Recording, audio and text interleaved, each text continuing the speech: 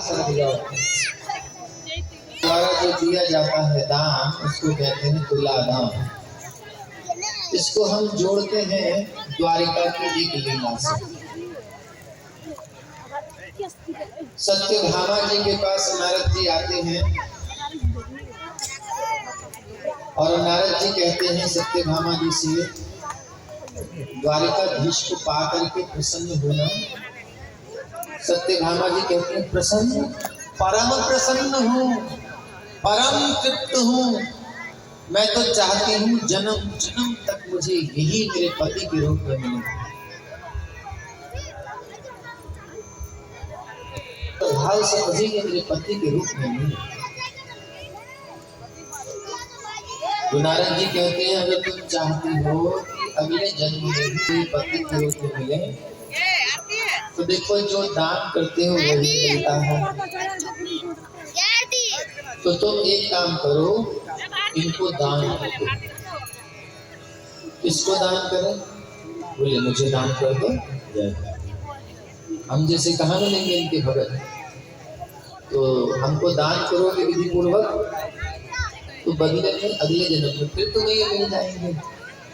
सत्यभामा जी भोरी भारी समझ नहीं पाई नारद जी की बात और वो दान के लिए तैयार हो गई। शुभ मुहूर्त में सब व्यवस्था हो गई और जो है सत्यभामा जी ने अपने महल में नारद जी के हाथ में संकल्प पूर्वक द्वारिकाधीश को अर्पित कर दिया। जब अर्पित कर दिया तो नारद जी कहते हैं कल्याण हो, अब तुम्हें ये द्वारिकाधीश अगले जन्म में मिलेंगे। चलो भाई, अब आप हमारे हो गए, चलो हमारा वीणा उठाओ, तंबूरा उठाओ। भगवान श्री कृष्ण नारद जी का शिष्य बन करके और वीणा उठा लेते हैं। नारद जी आगे आगे, भगवान कृष्ण पीछे पीछे। द्वारिकाधीश सत्यभामा जी तो चकित हो गई, ये क्या मतलब लेके जा रहे हैं उनको? बोले आपने तो दान किया भी, तो आपने कहा था मिलेंगे, हाँ तो अगले जन्म में मिलेंगे, अभी जाने दो। सत्यभामा जी मूर्छित हो गई, अरे मेरे प्राण लेके जा रहे हो, मैं तो मर जाऊंगी।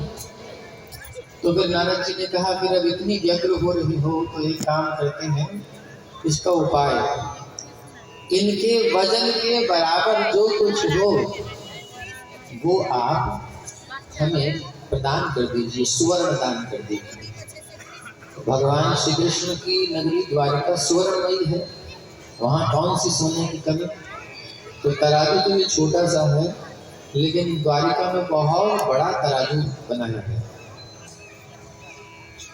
और उस तराजू के एक पलड़े पर हमारे द्वारिकाधीश को बिठा दिया गया, जहाँ पे ये तब रखा है।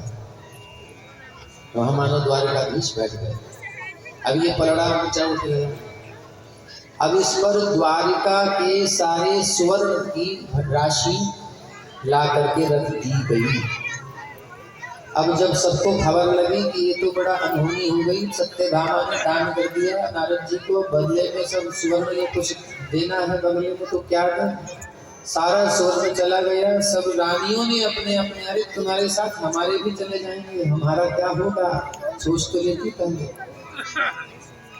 सबने अपने आभूषण दे दिए, लेकिन पलड़ा जैसे अभी दिखाई दे रहा है वैसे ही ऊंचा है। भगवान के बराबर कौन हो सकता है? कोई नहीं।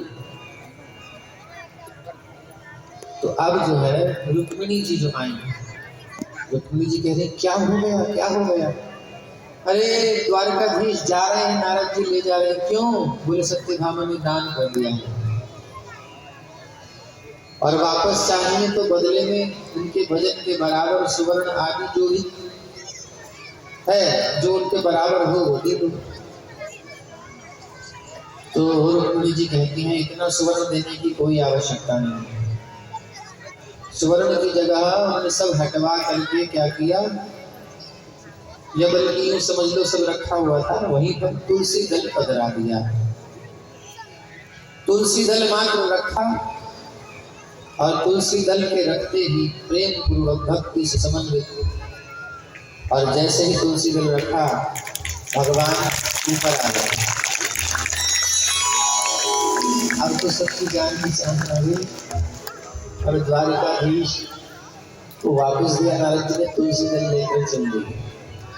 तो तुला दान मतलब तुला पर वजन, अपने बराबर वजन का दान, उसको तुला दान कहते हैं। तो रुक्मिणी जी की बुद्धिमानी से इसी जन्म में भगवान हमको मिल गए। तो ऐसे ही इसी प्रथा में आगे यहाँ पर भक्तों ने यहाँ तुला लगाई है। इस तुला के एक तरफ आप में से कोई भी अपनी इच्छा से बैठ सकता है और उतने ही वजन की भगवत गीता दूसरी साइड में रखी जाएगी। आप उसकी सेवा जो है आपको देनी है और ये भगवान की वाणी भगवत गीता आप अपने हाथ से वितरित करें या भक्त लोग सब वितरित कर ही रहे हैं। तो कुछ लोग समर्थ नहीं होते हैं लेने में, उनके पास लक्ष्मी नहीं होती है इतनी, तो वो ऐसे भी दे सकते हैं, तो डिस्ट्रीब्यूट हो जाता है। ऐसा ही है, पूछ लेंगे। हाँ, स्कूल कॉलेज में विद्यार्थियों को पढ़ने के लिए गीता फ्री में दी जाती है। जेल में भी वितरित की जाती है जहाँ इस प्रकार की स्थिति है। तो ये आप यदि चाहें तो दान कर सकते हैं, इसकी बड़ी भारी महिमा है। जैसे द्वारिकाधीश को दान करने से द्वारिकाधीश मिलते हैं ना, ऐसे ही भगवत गीता देने से। भगवत गीता क्या है? भगवान की वाणी है, भगवान का अधरामृत है, भगवान का रस है। वो हमारे जीवन में भविष्य में भी हमें प्राप्त होता है। भागवत की कथा में भगवत भक्तों के सामने, वैष्णवों के सामने आप सब ये कार्य करेंगे तो अगली बार फिर आपको अवसर मिलेगा। और लक्ष्मी जी कहाँ रहती हैं? भगवान के चरणों में। जब आप